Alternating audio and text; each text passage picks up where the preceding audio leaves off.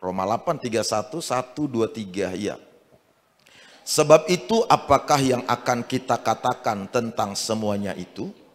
Jika Allah di pihak kita, siapakah yang akan melawan kita?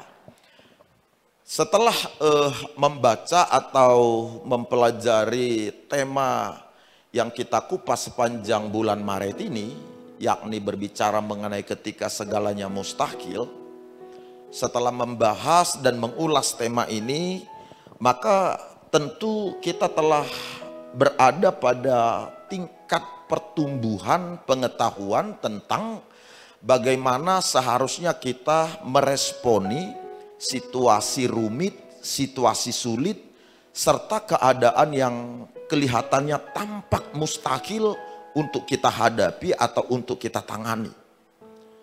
Nah, oleh karena kita sudah bertumbuh, sudah bertambah dalam pengertian, maka sesudah pembahasan tema ini seharusnya setiap kita yang kelak diperhadapkan pada yang namanya situasi sulit, situasi rumit atau keadaan yang kelihatannya tampak mustahil untuk ditangani, untuk diatasi, maka ketika keadaan-keadaan ini diperhadapkan pada kita, seharusnya kita tidak perlu lagi takut, kita tidak perlu lagi cemas, kita tidak perlu lagi khawatir, kita tidak perlu lagi marah, Ibu Bapak.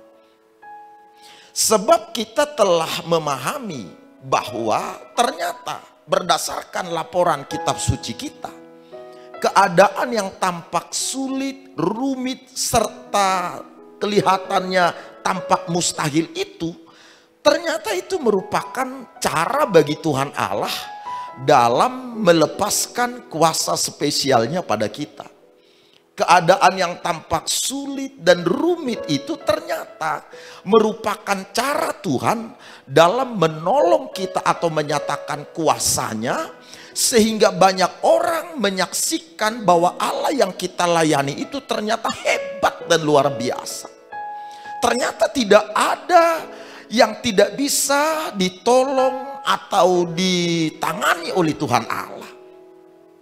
Nah, sebaliknya Ibu Bapak, keadaan yang tampak sulit, rumit, dan tampak mustahil itu seharusnya justru membuat kita semakin bersyukur kepada Allah, memuji Tuhan dan berdoa.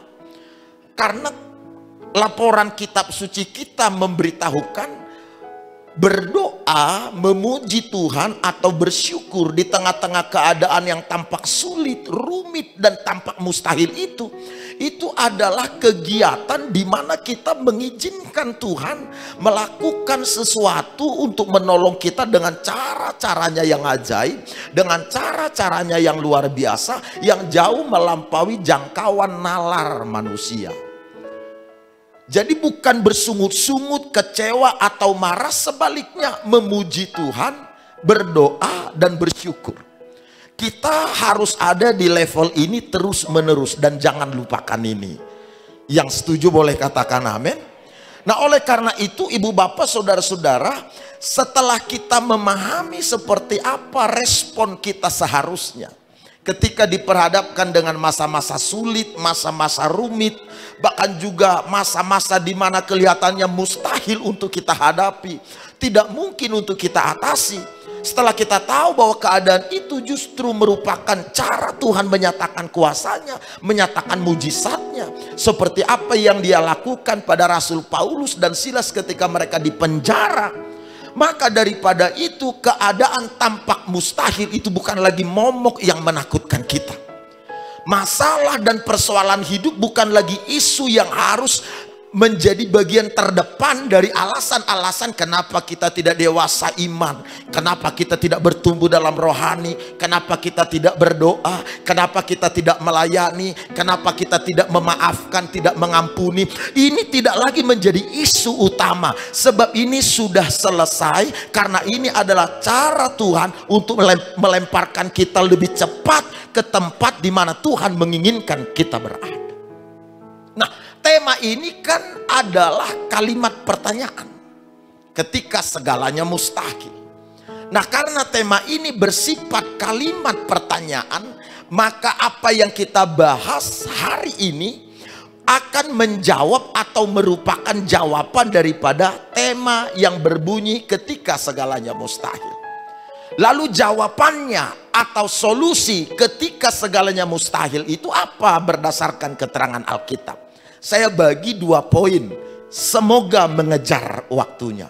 Poin yang pertama atau solusi yang pertama berdasarkan keterangan kitab suci yang kita baca tadi Ibu Bapak, solusi ketika segalanya tampak mustahil adalah jangan takut. Perhatikan, saya baca sekali lagi, kalimatnya berbunyi begini. Sebab itu apakah yang akan kita katakan tentang semuanya itu? Jika Allah di pihak kita, siapakah yang akan melawan kita? Apa yang dicatat dalam ayat Alkitab ini Ibu Bapak seharusnya menjadikan kita orang-orang percaya memiliki sebuah kepastian mutlak atau kepastian yang tidak bisa ditawar-tawar, sebuah kepastian yang tidak bisa berubah-ubah, baik tentang hari esok, tentang keberadaan kita, dan tentang kehidupan kita. Kepastian kita jelas bahwa tidak ada yang bisa melawan kita.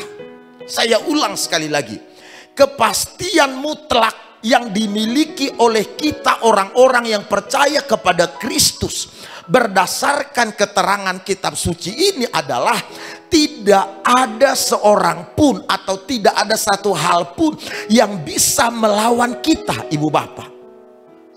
Setelah kita beriman kepada Kristus atau percaya pada Kristus, maka sejak saat itu keberadaan kita digabungkan dengan orang-orang yang menang. Saya ulang sekali lagi, sejak kita beriman atau percaya pada Kristus, maka sejak saat itu keberadaan kita semua digabungkan dengan orang-orang yang menang. Oleh sebab itu, keberadaan saya dan saudara di dalam Kristus, keberadaan kita adalah orang-orang yang menang atau orang-orang yang tidak terkalahkan. Bukan karena saudara yang telah mengalahkan, bukan. Bukan karena saudara yang telah menaklukkan lawan-lawan dengan kekuatan saudara, bukan. Tapi karena saudara telah menaruh iman kepada Kristus. Siapa Kristus ini? Kata Alkitab, Kristus ini adalah satu-satunya pribadi yang telah bertarung melawan semua tekanan, semua pencobaan, semua masalah, semua sakit penyakit, bahkan maut adalah musuh terbesar pun telah dikalahkan oleh Kristus ini. Setelah Kristus mengalahkan maut, Alkitab bilang dia bangkit dari kematian. Hanya kematianlah upah dari dosa, nggak ada yang lain. Mautlah upah dosa. Tapi di dalam Kristus atau oleh Kristus, kematian itu yang tidak bisa dikalahkan oleh siapapun kecuali hanya Kristus. Kematian itu sekarang telah ditaklukkan. Bayangkanlah Ibu Bapak, kematian itu tidak bisa menahan Kristus di dalam kubur. Gak bisa. Kuburan itu gak bisa menghentikan Kristus. Lalu ketika dia bangkit dari kematian atau dari kubur, itu adalah sebuah pengumuman atau deklarasi bahwa dia memang telah menang atas segala sesuatu yang datang dari dunia ini, yakni atas segala penyakit, atas segala musuh, atas segala tekanan, atas segala tantangan, atas segala iblis, bahkan atas kuasa dosa, yaitu maut. Oleh karena Kristus telah mengalahkan semua ini dan dia menang, lalu saudara atau kita semua menaruh iman dan percaya kita kepadanya. Maka sejak kita menaruh iman dan percaya kepadanya, walau kita tidak mengalahkan lawan, kita tidak bertarung menghadapi musuh, kita tidak masuk ke alam maut dan berhadapan dengan alam maut, tapi Kristus telah melakukannya. Dan ketika kita menaruh iman pada Kristus ini, maka kemenangan yang dimiliki oleh Kristus sekarang menjadi kemenangan kita semua yang percaya. Tepuk tangan bagi Tuhan Allah. Itu sebabnya Alkitab memberitahukan, setelah kita di dalam Kristus, kalimat Alkitabnya berkata begini, jika Allah di pihak kita, siapa yang akan melawan kita? Itu menjelaskan bahwa di dalam Kristus, ibu bapak, kita ini tidak bisa dihentikan oleh apapun. Di dalam Kristus kita ini tidak bisa dikalahkan oleh apapun. Di dalam Kristus kita ini adalah pemenang. Bahkan ayat selanjutnya, yakni ayat 37, memberitahukan bahwa keberadaan kita dalam Kristus bukan hanya sebagai orang-orang yang digabungkan dalam kelompok orang-orang menang, tapi Alkitab bilang tentang kita lebih dari pemenang. Tahu yang dimaksud dengan lebih dari pemenang itu apa, ibu bapak? Sering dengar di televisi atau dalam percakapan sehari-hari kalimat yang bilang begini, wah dia menangnya lebih banyak, wah banyak menang dia, wah dia menangnya banyak. Itu artinya dia yang lebih dari pemenang, itu maksudnya. Kenapa kalimat itu diucapkan? Maknanya apa? Gini. Sama seperti yang dilakukan Kristus. Kristus yang mengalahkan pencobaan, mengalahkan penyakit, mengalahkan salib, mengalahkan maut. Kristus yang mengalahkan, lalu dia yang bangkit dari kematian, artinya dia yang menang, ibu bapak. Yesus yang menang ini mengalahkan semuanya. Lalu kita yang tidak masuk di arena pertandingan, kita juga ikut menang. Padahal kita nggak keluarkan energi apapun, kita ikut menang. Dan kita ikut kategori atau kelompok atau orang-orang tidak terkalahkan. Lalu apa namanya orang ini? Yesus ini namanya pemenang. Kita yang tidak ikut bertarung seperti Kristus, kita juga disebut pemenang. Berarti untuk orang-orang yang menaruh iman pada Kristus, karena Kristus ini adalah pemenangnya, maka kita disebut lebih dari pemenang. Tepuk tangan bagi Tuhan.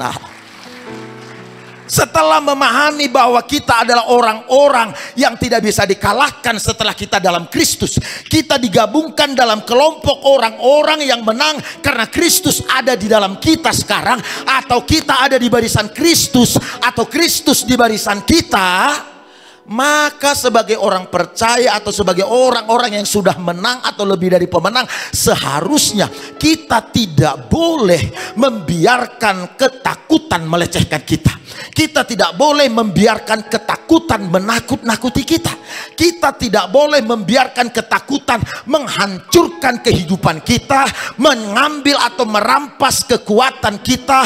Bahkan juga kita seharusnya tidak boleh membiarkan ketakutan mengkerdilkan atau mengambil alih kemampuan kita, karena kita adalah orang-orang yang lebih dari pemenang. Jadi sekarang di benak kita seharusnya clear, ketakutan itu tidak ada. Bagi orang percaya, ketakutan itu hanyalah ilusi. Tahu ilusi, ibu bapak? Ilusi itu adalah tidak berwujud, tidak berbentuk, itu ilusi. Pendek kata, ketakutan itu adalah hantu. Pernah dengar, jangan keluar malam-malam, ada hantu. Itu sebelum kita dalam Kristus.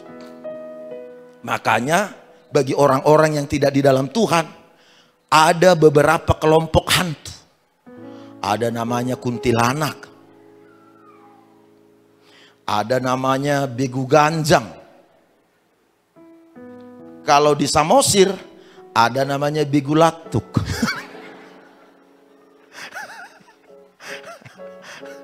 Ya, ada berbagai jenis. Ada gunduruo, ada gunduruo. Ada berbagai jenis kategori hantu. Selamat datang Pak Pendeta. Aku baru lihat Pak Pendeta, lupanya ada sama ibu. Beliau dari Bagan Batu. Dari Rokan Hulu. Mahantu. Beliau dari Rokan Hulu. Pak Sinohaji. Pak Sebayang Kalimbubu ini. Tepuk tangan dulu, beliau datang. Aduh. Kalau tahu aku tadi Bapak datang, ya sudah Bapak yang bicara, aku yang duduk. Inilah orang rendah hati ini begitu dia. Dia nggak mau kasih tahu dia datang. Tiba-tiba udah di depan kan. Keren. Beliau gembala di sana. Saya sudah dari gereja beliau. Gereja beliau besar. Beliau ini mantan kepala preman di Rokan yang paling ditakuti orang. Kalau bus dari Riau ke Medan itu, nah beliau inilah yang pegang. Ya itu kesaksian beliau, dan beliau bertobat jadi hamba Tuhan. Ketua Pemuda Pancasila, bayangin. Biasa terima setoran di lapangan, sekarang terima setoran di rumah Tuhan. Bayangin. Tepuk tangan dulu bagi Tuhan. Sekali lagi selamat datang Kalim Bubu, Ibu, Tuhan berkati ya. Oke, kembali kepada Alkitab kita tadi, Ibu Bapak. Coba lihat, ketakutan itu adalah ilusi. Itu kan hanya suara-suara yang datang di pikiran kita kan. Suara itulah yang ngomong. Nanti kamu penyakit bagaimana? Nanti kamu gagal bagaimana? Nanti kamu gak berhasil bagaimana? Nanti kamu rugi bagaimana? Nanti kamu dikecewakan bagaimana? Nanti kamu disakiti bagaimana? Ini kan ketakutan-ketakutan yang tidak berwujud. Sama seperti raksasa. Raksasa ini adalah sebuah kata hayalan, ilusi. Gak benar, gak pernah ada kata raksasa atau wujud dari raksasa. Tapi untuk memberitahukan bahwa ada sosok atau musuh yang sangat menakutkan, yang sangat besar, disebutlah sebutan nama musuh itu raksasa.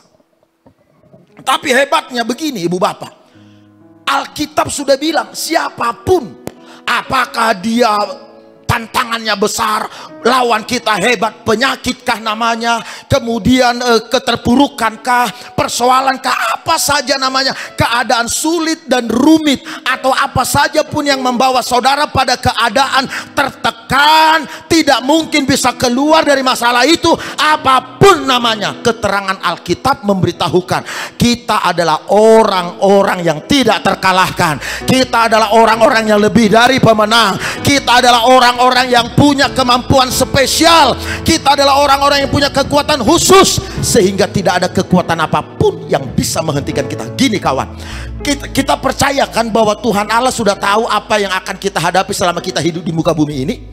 Dia tidak akan mengizinkan kita berhadapan dengan sesuatu apapun kalau sesuatu apapun itu melampaui kekuatan kita.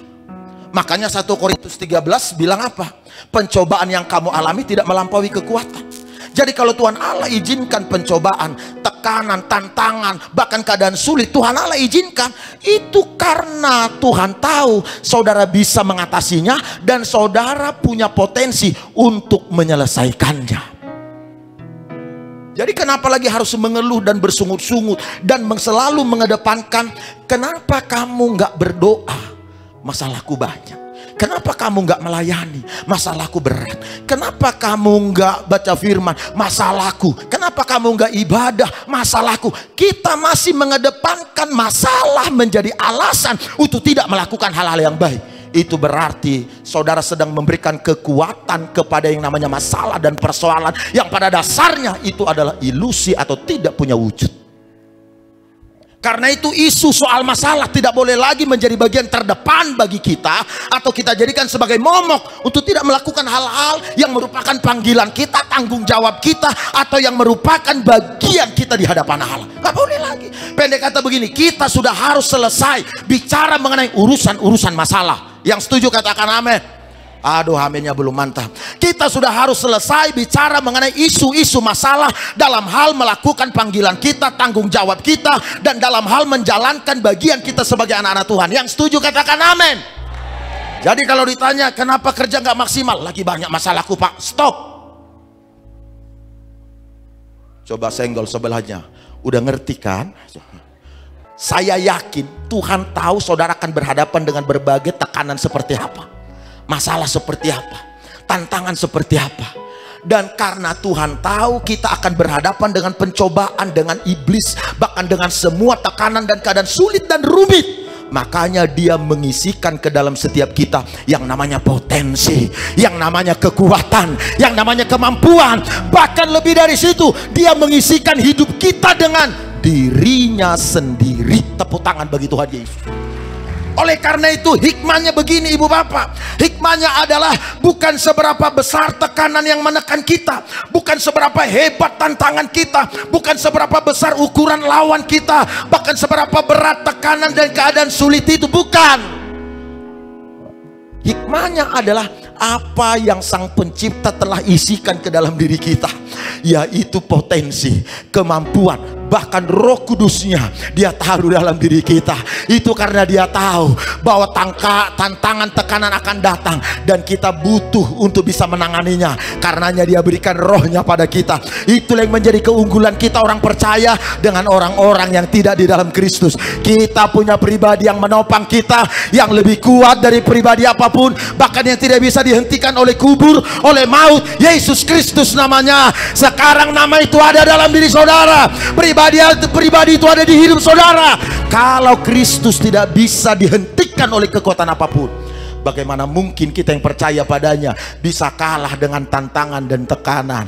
Karenanya hanya memuji dan bersyukur bagian kita. Tepuk tangan sekali lagi, oh haleluya. Yang kedua, coba lihat apa solusi atas keadaan yang tampak mustahil itu, kata Alkitab. Yang kedua, percaya saja. Sederhana. Yang pertama tadi jangan takut, yang kedua percaya saja. Yuk kita baca dulu sama-sama. Ada di PowerPoint saya itu. Lukas 8:50. Boleh kita baca dengan kompak ya, 2, 3 ya. Tetapi Yesus mendengarnya dan berkata kepada Yairus, jangan takut, percaya saja dan anakmu akan selamat. Ceritanya begini Bu Bapak. Yairus ini adalah kepala rumah ibadat. Pendek kata dia ini adalah koordinator sebuah tempat ibadah. Koordinator sinagoga, tempat ibadahnya orang Yahudi. Satu waktu anaknya koordinator ini sakit, kritis. Dia datang minta tolong kepada Yesus. Dia tinggalkan rumahnya, dia cari Yesus karena dia tahu Yesus yang bisa sembuhkan. Ketemu Yesus dan Yesus bersedia datang ke rumahnya untuk berdoa. Dalam perjalanan menuju ke rumahnya terjadi beberapa interupsi. Waktu Yesus harus terganggu, harus melayani orang-orang yang datang di tengah jalan menuju rumah Yairus itu. Menariknya Ibu Bapak, ketika dalam perjalanan selesai mengurus urusan di tengah jalan itu menuju rumahnya Yairus, tiba-tiba keluarganya Yairus datang lalu berbisik kepada Yairus. Dia berkata, Yairus, engkau lau sanak tandai, engkau mei lanai pedah baba Kristus ku rumah ta menggau latih naring engkau sia-sia. Udahlah, nggak usah bawa dia, nggak usah bawa, anak kita udah mati. Yesus dengar apa yang disampaikan itu. Karena Yesus ini adalah Tuhan, dia tentu bisa merasakan seperti apa hatinya Yairus tergoncang. Di mana kita ketika mendengar anak kita yang masih muda, ketika dengar kabar anak bapak namanya si A udah pergi, di mana kita bisa berespon, iyalah kehendak Tuhan lah itu. Aku nggak yakin orang tua kasih respon begitu.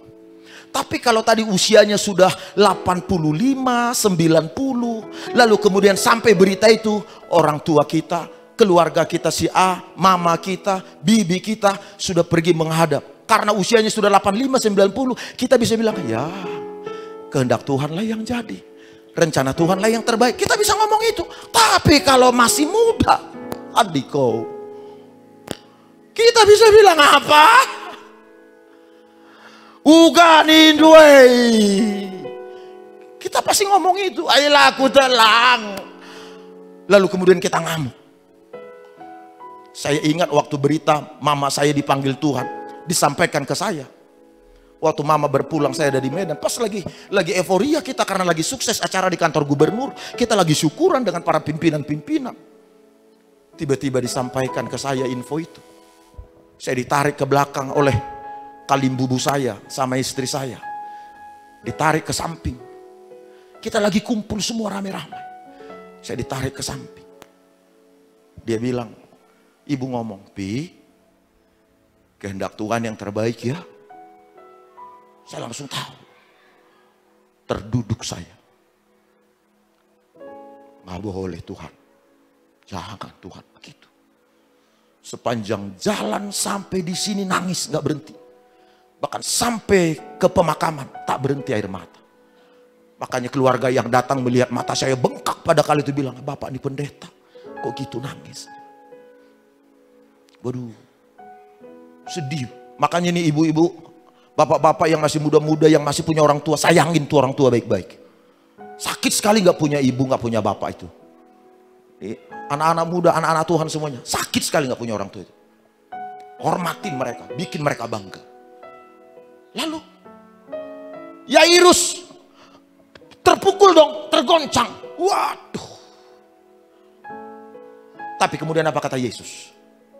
Setelah mendengar berita itu, Yesus bilang, Yairus, jangan takut. Aku pengen konsen di sini. Tolong kalaupun nanti waktunya sudah agak lewat, agak dimaklumin dikit. Tapi saya akan berhenti. Coba gini, coba lihat. Kitab Injil melaporkan ibu bapak, Yesus ini secara berulang-ulang sering sekali berkata, jangan takut kepada orang-orang yang ada di sekitarnya. Kepada para murid, kepada Petrus, kepada banyak orang. Yesus sudah berulang-ulang mengucapkan, jangan takut. Artinya ini bukan kata yang baru ibu bapak. Dan setiap kali Yesus ngomong jangan takut, itu ketika keadaan orang tersebut ada dalam belenggu kecemasan, atau akan berhadapan dengan aniaya, atau sedang menyeberang ke pulau, lalu perahu mereka dihantam dan diombang-ambingkan oleh angin sakal. Ketakutan, kecemasan datang, lalu Yesus bilang jangan takut. Sering kalimat ini diucapkan. Tapi menariknya, setiap kali Yesus berkata jangan takut, saudara perhatikan konteks dari semua ucapan jangan takut yang diutarakan oleh Kristus. Selalu berdampingan dengan dua kata berikut. Percaya saja. Gini ibu bapak, kita semua tahu Yesus ini mengerti perasaan seseorang bahkan dari kejauhan. Saya yakin Yesus ini adalah melampaui pakar-pakar psikolog yang pernah ada di dunia ini. Sehingga dia tahu bagaimana gejolak psikis seseorang ketika diperhadapkan dengan keadaan yang sangat berat, kehilangan atau kedukaan. Kalau Yesus hanya ngomong jangan takut dan berhenti di kata itu, ini hanyalah sebuah nasihat bijak yang tidak akan pernah menghasilkan apapun dan mengubah apapun. Tapi menariknya, Yesus tidak berhenti pada kata jangan takut. Dia tambah dua kata, percaya saja. Kira-kira Yesus mau bilang begini, ketakutan itu adalah sebuah kekuatan. Khususnya kekuatan negatif. Garis datar, itu simbolnya, garis datar. Karena ketakutan adalah sebuah kekuatan, maka ketakutan harus dilawan dengan kekuatan yang lain. Makanya Yesus ngomong percaya saja. Percaya saja adalah kekuatan positif yang bisa mengalahkan kekuatan negatif, yaitu rasa takut. Makanya berdasarkan keterangan kitab suci kita ibu bapak, lawan kata dari takut bukan berani. Lawan kata dari takut adalah percaya atau iman. Itulah yang menjadikan kita menjadi berani. Yang paham boleh katakan amin. Yang mengerti boleh tepuk tangan bagi Tuhan Yesus. Saya beritahu sama saudara sekalian, di akhir dari khotbah ini, dengar kawan, kalau jangan takut saja it's okay, tapi itu tidak akan mengubah keadaan apapun. Itu sama dengan sebuah nasihat yang disampaikan oleh orang-orang kepada orang lain yang sedang dalam belenggu, sedang dalam masalah, yang berkata sabarlah, sabarlah. Kalau hanya berhenti pada kata jangan takut, ya gak tabahlah, kuatkanlah dirimu. Itu nasihat, tapi tidak akan mengubah apa-apa. Supaya keadaan yang tampak mustahil itu bisa mengadakan sebuah mujizat atau bisa menarik kuasa yang spesial, yang harus kita lakukan adalah tidak hanya berhenti pada jangan takut, tapi percaya saja. 1 Yohanes 5 ayat 4 bilang, iman adalah yang mengalahkan dunia. Imanlah yang mengalahkan dunia. Percaya ini adalah senjata multifungsi dan multiguna, termasuk berhasil mengusir rasa takut. Karena itu ibu bapak sekalian, di tengah keadaan seperti apapun, mulai hari ini masalah tidak lagi menjadi isu, keadaan tampak mustahil tidak lagi menjadi isu yang bisa menghentikan, tapi kita respon dengan memuji, bersyukur, berdoa. Karena kita percaya ada tangan Tuhan yang hebat yang akan menolong kita. Haleluya. Mari saja kita menyanyikan penyembahan kita kepada Tuhan.